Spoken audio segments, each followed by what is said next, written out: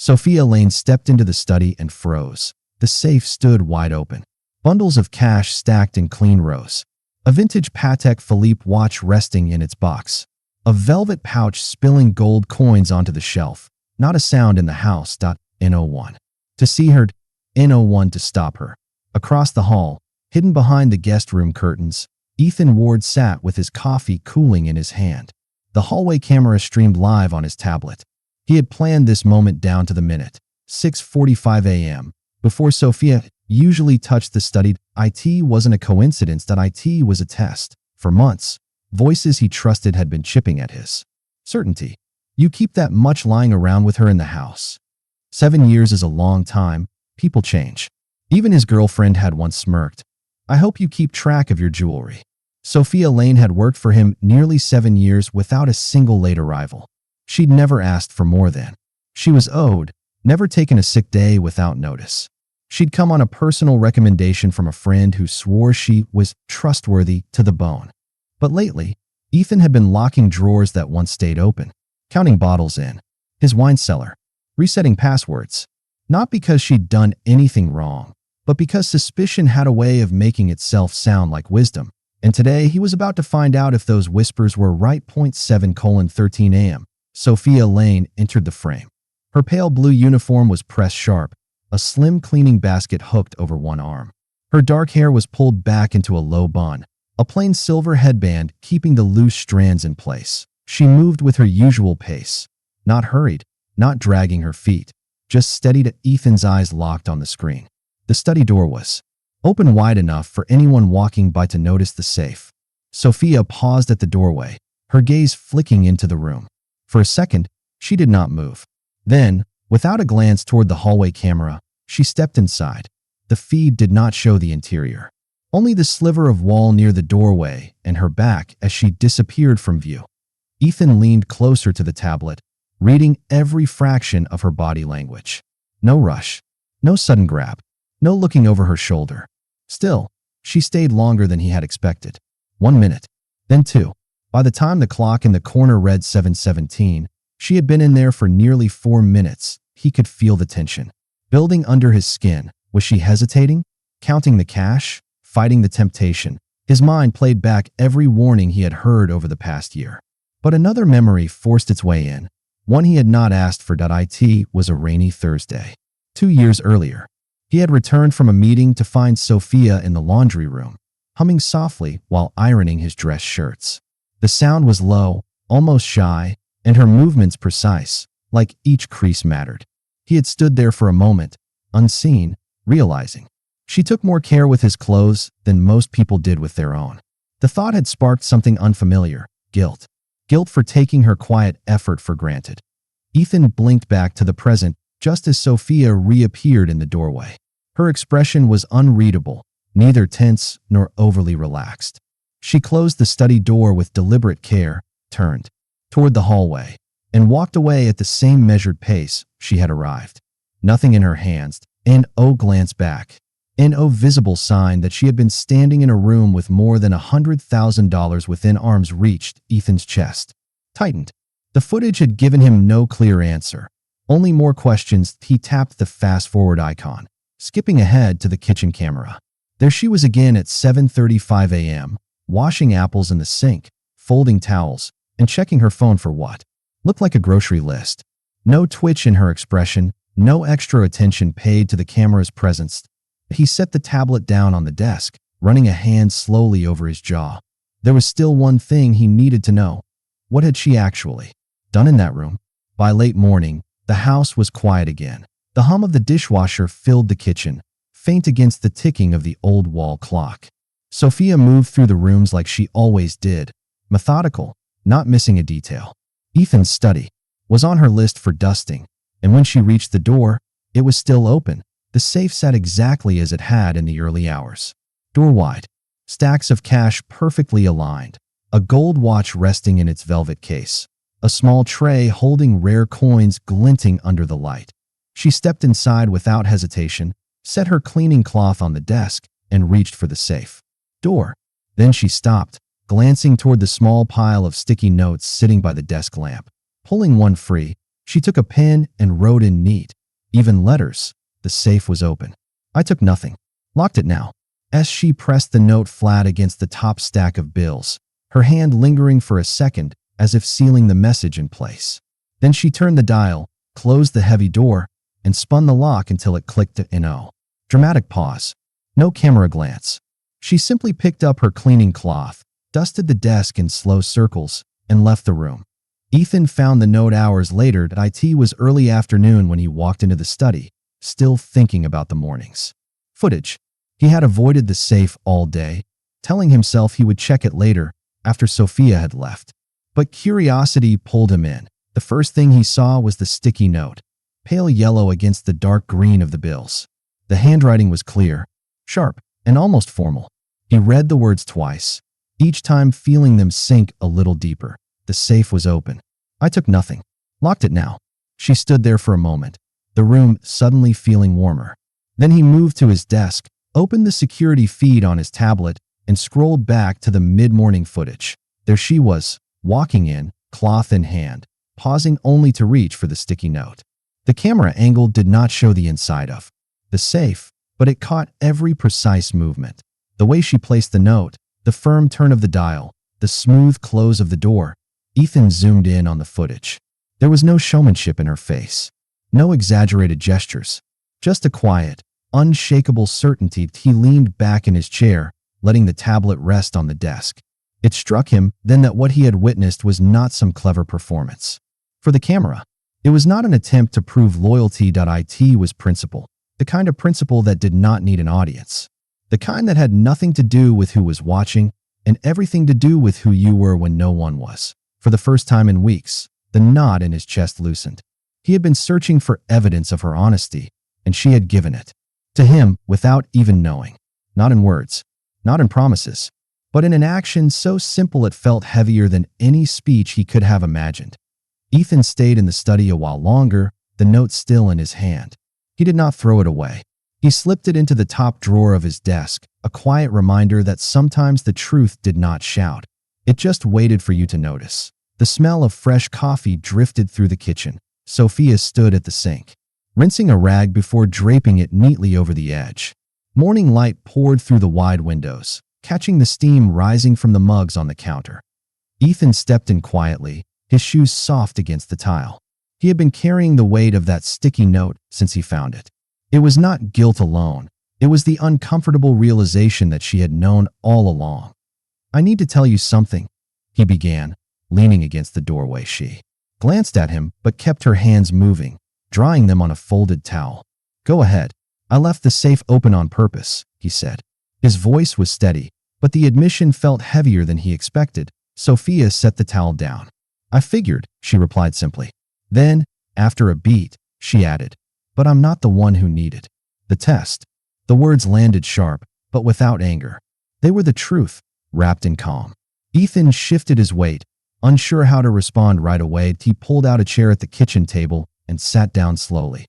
I have been burned before, he said, almost to himself. An assistant took my Amex card for 2 months before I caught it. My cousin used my name to pull a loan. A friend I trusted stole a crate of wine from my cellar and sold it. Sofia folded her arms, listening without interrupting. I told myself I was just being careful after all that. Ethan continued. But really, I was letting other people's mistakes make me suspicious of the wrong person. Sofia tilted her head, which meant I looked guilty by default. He looked up at her then, the truth of it hitting harder than any insult could. She was right. He had never said it out loud before, but that was exactly what had happened. He had placed her in a shadow she had not earned. I owe you an apology, he said finally. Sofia blinked slowly. You do? Yes, he said, meeting her eyes. I should have never doubted you. She gave a small nod. I appreciate you saying that. The silence that followed was not cold. It was the kind of pause that asked for honesty without forcing it. Ethan leaned forward. Why didn't you just quit? Sofia's answer came without hesitation. Because I didn't take the job for your approval. It pays fair, the hours are steady. And I don't walk away just because people disappoint me. If I did that, I'd never keep a job. Her voice was even, her tone not bitter, just shaped by years of experience. Ethan sat back, studying her as if seeing her for the first time. Not as the woman who worked in his house, not as someone moving quietly around his success, but as a person who had probably carried heavier loads than he ever had. In rooms no one noticed, he managed a faint smile. "Would it be strange if I gave you a raise?" Sofia chuckled. "Not strange, just late." They both laughed, not long, not loud, but real. And for the first time in weeks, the air between them felt clear. But as Ethan stood there, he knew this conversation was not the end. Tomorrow morning, he would do something Sofia never saw coming. The morning air carried the faint scent of jasmine. Sofia arrived at exactly 7 a.m., as she had for nearly 7 years. The front gate clicked open with the same code, the same rhythm. But when she reached the door, she noticed something unusual, a small folded note taped just above the handle. "Come to the patio. Coffee's ready." She paused, the paper still in her hand. It was not the kind of message Ethan usually left. For a brief second, she wondered if this was about the conversation they had yesterday. Setting her bag down by the entryway, she followed the sound of soft jazz drifting in from the back. Ethan was waiting at a round table beneath the shade of a tall umbrella. He wore a navy robe over a white t-shirt, slippers on his feet. 2 steaming mugs sat between them. Next to her cup was a crisp white envelope with her name written in blue ink. "Morning," he said, gesturing to the chair across from him. "Hope you don't mind. Thought we'd start today a little different." Sofia took her seat, her posture calm but cautious. "You okay?" "I am now," Ethan said, wrapping his hands around his coffee mug. "I've been thinking a lot since yesterday." He took a slow sip, then looked her straight in the eye. "Sofia, I disrespected you. I did not say it enough yesterday, but it needs repeating. I tested you. I let people who do not even know you plant doubt in my mind. I trusted whispers over nearly 7 years of proof. And that is not just wrong, it's weak." She raised an eyebrow. "You said it." "I didn't." He gave a faint smile at that, but his eyes stayed serious. Ethan slid the envelope toward her. "I know you're not here for this," he said, "but this is a bonus. Not for being honest. You do not get rewarded for what's already right.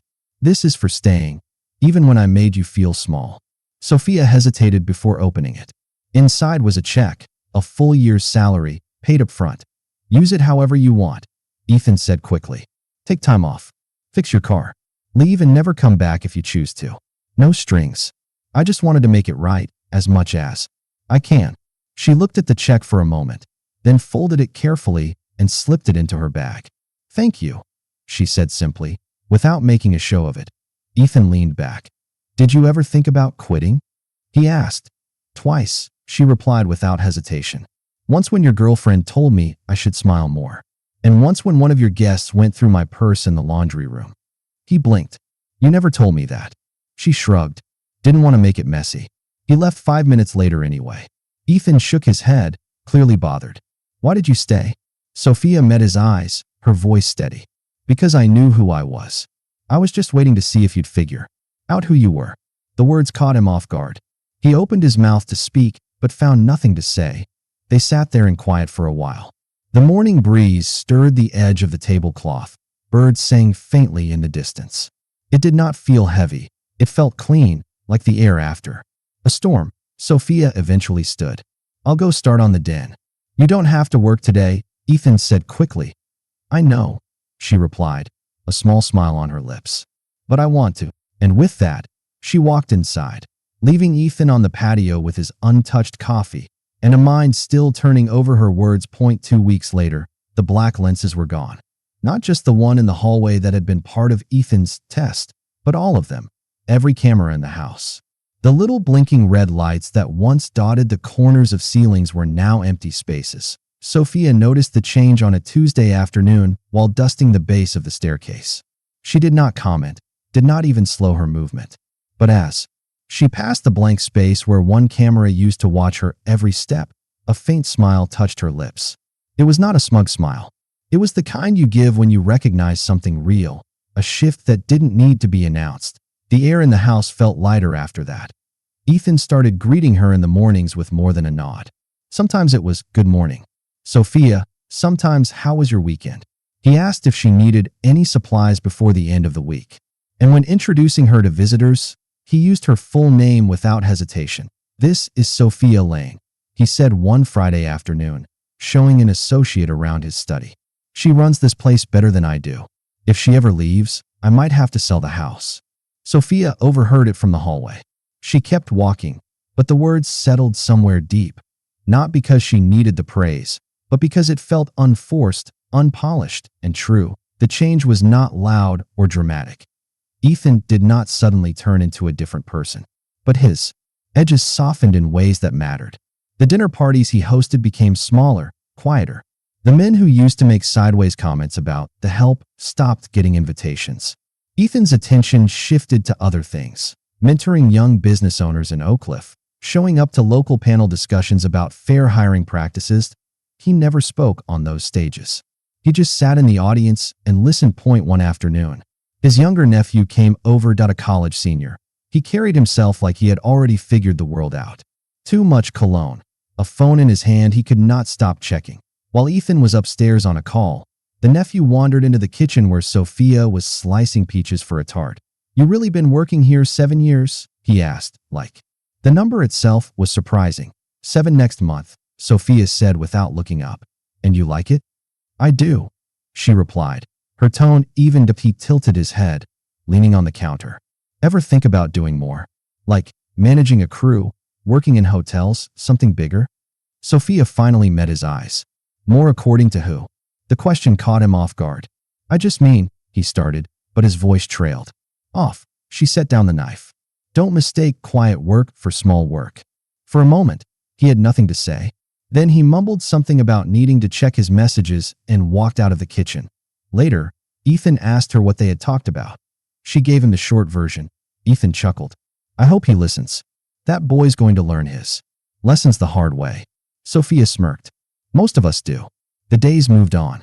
Nothing explosive happened after that, but the tone of the house had changed for good. There was no more quiet tension in the hallways, no feeling of being watched. The work was the same, but the respect in the air was different. It was in the way Ethan paused to listen when she spoke. It was in the way she no longer felt the need to keep her eyes down when he had company. And it was in the unspoken understanding that trust, once broken, had been carefully rebuilt, not with speeches, but with small, consistent acts.